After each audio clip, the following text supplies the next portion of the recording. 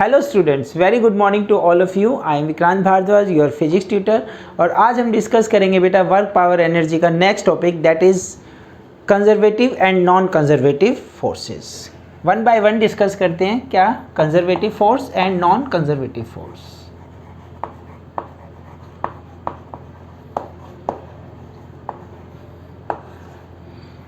तो conservative force क्या होता है बेटा, एग्जाम्पल भी डिस्कस करेंगे। पहले आप समझिए कंजर्वेटिव फोर्स क्या होते हैं। Work done by conservative force और against conservative force only depends upon initial and final position. किस पे डिपेंड करेंगे? इनिशियल पे और फाइनल पोजीशन पे डिपेंड करेंगे। इनके बीच का जो पाथ है वो इस रास्ते से गए, इस रास्ते से गए, doesn't matter, does not depend upon path, does not depends upon path, only depends upon initial and final position. तो work done by conservative force, right down, work done by conservative force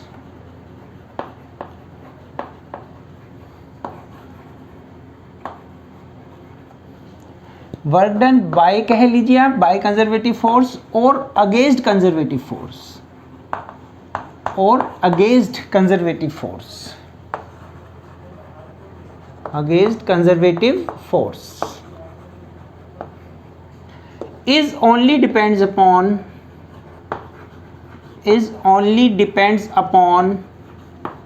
initial and final position। किस पे depend करेंगे बेटा? Initial and final position पे depend करेंगे, initial and final position. And does not depend upon, किस पे depend नहीं करेंगे? And does not depends upon path followed between initial and final position, does not depend upon path follow, इस पे depend नहीं करेंगे। तो ये जो कंजर्वेटिव फोर्स है, लेट अस कंसीडर यहाँ पे A, कोई पॉइंट A इनिशियल पोजीशन और ये पॉइंट B फाइनल पोजीशन। हम A से B पे गए फर्स्ट पाथ, या फिर हम इस तरह से गए इस पाथ के अलोंग 2, या फिर हम ऐसे गए 3। तो यहाँ पे बेटा आप देखिए इनिशियल पोजीशन तीनों केस में same A, final position B, इन पे डिपेंड करेगा ओनली। किस पे डिपेंड नहीं करेगा? पाथ पे डिपेंड नहीं करेगा। 1 है, 2 है, 3 है, इस चीज़ पे डिपेंड नहीं करेगा। तो इन तीनों केस में जो वर्क डन होगा W1 is equal to W2 is equal to W3। किस कंडीशन में? कंजर्वेटिव फोर्स के केस में वर्क डन क्या होगा? Only depend upon initial and final position and does not depend upon path between them. एक तो ये चीज़ बेटा आपको याद रखनी है। दूसरा, अगर मैं कहता हूँ क्लोज लूप की बात करता हूँ, देखिए एक और डायग्राम, ये मान लीजिए P पॉइंट, ये Q पॉइंट। P से Q गए पाथ 1 से, P से Q गए पाथ 1 से, और Q से P आए से पाथ 2 से। अब पाथ पे तो डिपेंड कर ही नहीं रहा, तो क्या पॉइंट है हमारा? Work done by conservative force in A close loop is 0। Work done by conservative force, work done by conservative force in A close loop, in A close loop is 0। कैसा होगा? 0 होगा। मीन्स अगर मैं कहता हूँ W P1Q 2P, इस process में जो वर्क डन होगा वो कितना होगा? क्लोज लूप का 0 होगा। इसका एक एग्जाम्पल देखिए आप, कैसे ये 0 होगा। ठीक है, तो प्रॉपर्टीज डिस्कस कर लेते हैं, फिर एग्जाम्पल बताता हूँ। Properties of conservative force, conservative force. तो क्या प्रॉपर्टी है बेटा? इन्हीं में से प्रॉपर्टी बनेगी। First property, only depends upon initial and final position. किस पे डिपेंड करेगा? Initial and final position, depends only upon initial and final points पे डिपेंड करेगा, पोजीशन पे। सेकंड, किस पे डिपेंड नहीं कर रहा? पाथ पे डिपेंड नहीं कर रहा, does not depend upon, does not depends upon path, depends upon path. किसी भी रास्ते से जाओ, डजेंट मैटर। और थर्ड वन इसमें हम डिस्कस करेंगे, थर्ड वन एक क्लोज लूप में वर्क डन क्या होगा, क्लोज लूप में वर्क डन होगा 0, close loop work done by conservative force is equal to 0। एक एग्जाम्पल से देखिए, लेट अस कंसीडर, इसका एग्जाम्पल क्या क्या होंगे बेटा, कंजर्वेटिव फोर्स के एग्जाम्पल, ग्रेविटेशनल फोर्स, क्या होगा, gravitational force, electrostatic force, electrostatic force, magnetic force, electrostatic force, gravitational force, magnetic force, ठीक है, इलास्टिक फोर्स भी कह सकते हैं आप। ये कुछ इसके एग्जाम्पल हैं। अब मैं एक एग्जाम्पल से आपको समझाता हूँ, चलिए आप एक बार नोट डाउन कीजिए। देखिए बेटा, इस एग्जाम्पल से आपको क्लियर होगा कि वर्क डन पाथ पे डिपेंड नहीं करता, just depends upon initial and final position. Late us consider ये कोई पॉइंट है हमारा initial, this is the height HI, और ये हमारी हाइट है फाइनल हाइट। हम 3 पाथ से गए from point A to B। Path 1,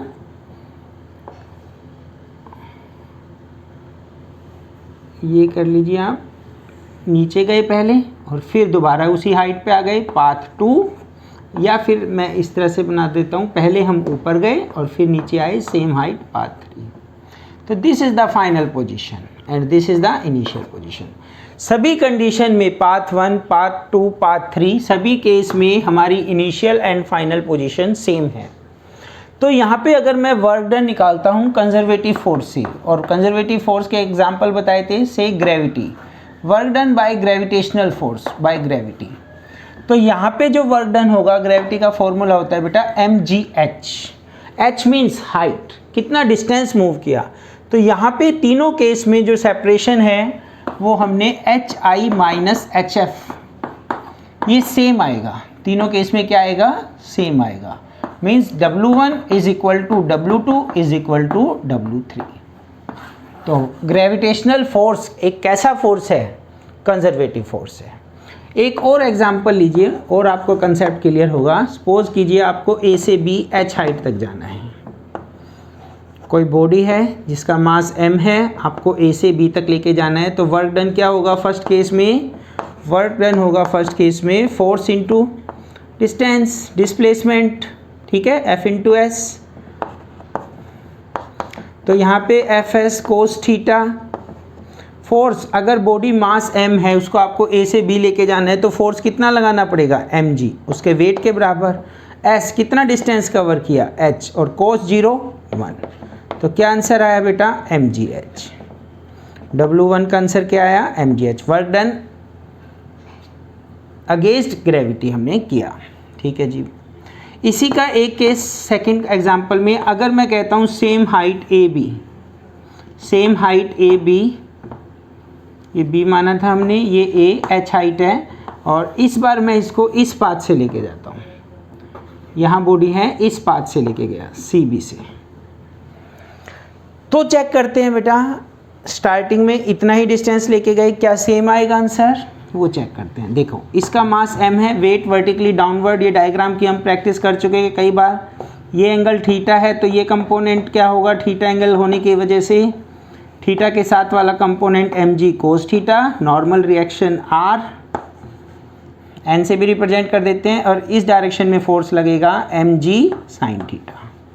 अगर आपको इसको C से B तक लेके जाना है, मीन्स A हाइट से B हाइट तक लेके जाना है, तो इधर फोर्स लगाना पड़ेगा, इधर फोर्स लगाना पड़ेगा। How much force, mg sine theta.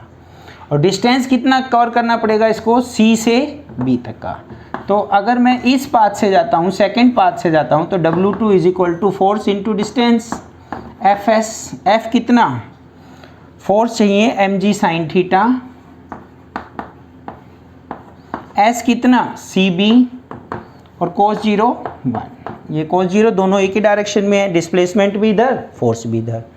तो यहाँ पे क्या आ गया बेटा, mg साइन थीटा की वैल्यू बताओ मेरे को, साइन थीटा, ये theta perpendicular AB, hypotenuse CB, तो ये साइन थीटा, हाइपोटेनियस परपेंडिकुलर, ठीक है, साइन थीटा निकाल सकते हैं आप इस ट्रायंगल में, perpendicular upon hypotenuse, multiply by C B, C B से C B cancel, M G और ए बी की वैल्यू क्या है एच।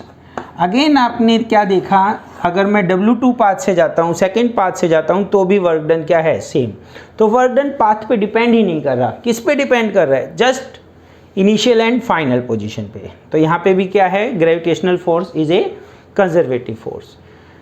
और अब हम डिस्कस करेंगे बेटा नॉन कंजर्वेटिव फोर्स के बारे में, please note down.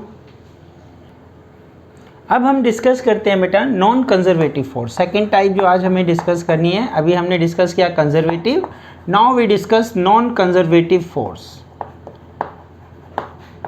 Non conservative force, तो नॉन कंजर्वेटिव फोर्स से जो वर्क डन होगा वो दोनों पे डिपेंड करेगा, इनिशियल एंड फाइनल पोजीशन पे भी and path follow between them. तो the work done by or against, work done by or against the non-conservative force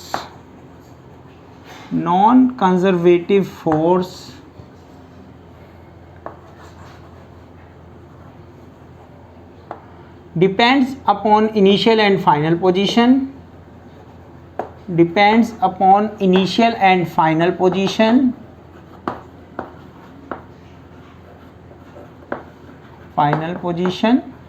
and also depends upon path followed। कौन सा पाथ फॉलो किया हमने, इस चीज पे भी डिपेंड करेगा बेटा, path followed. Let us consider initial position is A and final position is B. एक इस पाथ से गए बेटा फर्स्ट पाथ, एक हम इस पाथ से गए सेकंड पाथ, और एक हम इस पाथ से गए थर्ड पाथ। अगर ये नॉन कंजर्वेटिव का वर्क डन है तो यहाँ पे W1 is not equal to W2 is not equal to W3। तो इस कंडीशन में W1, W2, W3 इक्वल नहीं होंगे। सेकंड इंपॉर्टेंट बात, अगर क्लोज लूप में बात करें तो क्लोज लूप का वर्क डन भी क्या होगा, जीरो नहीं होगा। Work done over a close loop, इसका मतलब क्या होता है, over a close loop is not equal to zero, is not equal to zero. चलिए लिख देता हूं complete, work done over a close loop, over a close loop is not equal to zero, is not equal to zero. Suppose कीजिए यहाँ पे ए से one path के बाद हम गए बी पॉइंट पे, और बी से किसी दूसरे पाथ से हम आए ए पॉइंट पे। तो ये W1 is not equal to W2 and total amount of work done over the close loop is not equal to zero. Work done zero नहीं होगा, वहाँ पे वर्क डन क्या था, over a close loop zero. यहाँ पे example, तो यहाँ पे बेटा जो नॉन कंजर्वेटिव फोर्स है इसके कुछ एग्जाम्पल याद रखिए आप, लाइक फ्रिक्शनल फोर्स। कौन सा force, frictional force. Viscous force, fluid में होता है viscous force, viscous force. Tension, tension का फोर्स, अब तो आपको पता है टेंशन कहाँ होती है, स्ट्रिंग में होती है। Air resistance, air resistance. तो ये कुछ फोर्स हैं जिनको हम क्या कहते हैं, नॉन कंजर्वेटिव फोर्स। एक एग्जांपल से आपको समझाता हूँ, फ्रिक्शनल फोर्स का एग्जांपल लिया मैंने। मान लीजिए बॉडी ए से बी जा रही है, वर्क डन अगेंस्ट फ्रिक्शन। जब ए से बी जा रही है तो फ्रिक्शन इधर होगा, तो हमें वर्क करना पड़ेगा, ठीक है। और जब वापस उसी पाथ से, सेम पाथ से वापस आएगी तो बॉडी का मोशन बी टू ए है, इस बार फ्रिक्शन उधर है, अगेन वर्क करना पड़ेगा। तो work done over a closed path is not zero. तो आज हमने डिस्कस किया बेटा कंजर्वेटिव फोर्स के बारे में डिस्कस किया एंड नॉन कंजर्वेटिव फोर्स के बारे में डिस्कस किया। ये एक इम्पॉर्टेंट लेक्चर है, कंजर्वेटिव एंड नॉन कंजर्वेटिव कई जगह हमें मिलेगा, तो इसको कंसेप्ट को क्लियर होना चाहिए आपको। Is it clear? ओके बेटा, thank you very much, have a nice day.